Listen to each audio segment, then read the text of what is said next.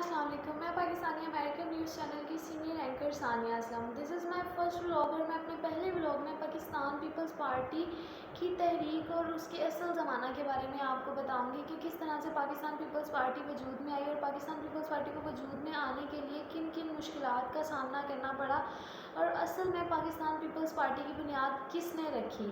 یہ سب باتیں میں آپ کو آج اپنے پہلے ولاگ میں بتاؤں گی. چلیں آئے چلتے ہیں.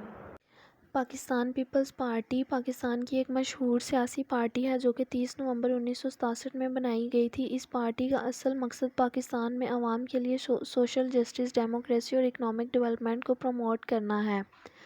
پاکستان پیپلز پارٹی کا اصل زمانہ ذوالفقار علی بھٹو نے بنایا تھا جو کہ پاکستان کے وزیر اعظم بھی رہے. ان کا مقصد غریبوں، کسانوں اور ورکرز کے حقوق کو برقرار رکھنا تھا. پاکستان پیپلز پارٹی کے اصل زمانہ میں عوام کو مسائل کو حل کرنا، غریب طبقے کو خوشحالی دینا اور ملک میں ڈیموکریٹک ویلیوز کو پروموٹ کرنا شامل ہے. پاکستان پیپلز پارٹی کا مین سلوگن روٹی، کپڑا اور مکان تھا جو کہ عوام کی بیسک ضروریات پر روشنی ڈالتا تھا. پاکستان پیپلز پارٹی نے پاکستان کی سیاسی تحریک میں اہمیت حاصل کی ہے. ذوالفقار علی بھٹو کے دوران پیپلز پارٹی نے 1973 کانسٹیٹیوشن آف پاکستان کو انٹروڈیوس کیا جس میں ملک کو ایک ڈیموکریٹک سیٹ اپ دیا گیا. اس دوران پاکستان پیپلز پارٹی نے بھی ایک پروگریسو اکنامک ایجنڈا پرسیو کیا اور نیشنلائزیشن پالیسی امپلیمنٹ کی.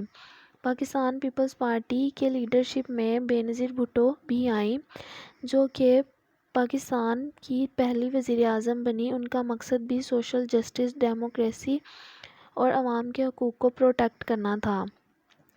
پاکستان پیپلز پارٹی نے عوامی ویلفیئر کے لیے کافی ویلفیئر پروگرام لانچ کیے جن میں سے کچھ ابھی بھی چل رہے ہیں. اس طرح پاکستان پیپلز پارٹی نے اپنی تحریک میں کئی اپس اینڈ ڈاؤنز دیکھے ہیں. وزیر اعظم ذوالفقار علی بھٹو کے قتل کے بعد پارٹی میں انٹرنل ڈسپیوٹس اور ملٹری رولز کے دوران چیلنجز آئے، لیکن پاکستان پیپلز پارٹی ہمیشہ اپنے مقصد کے راستے پر چلتی رہی.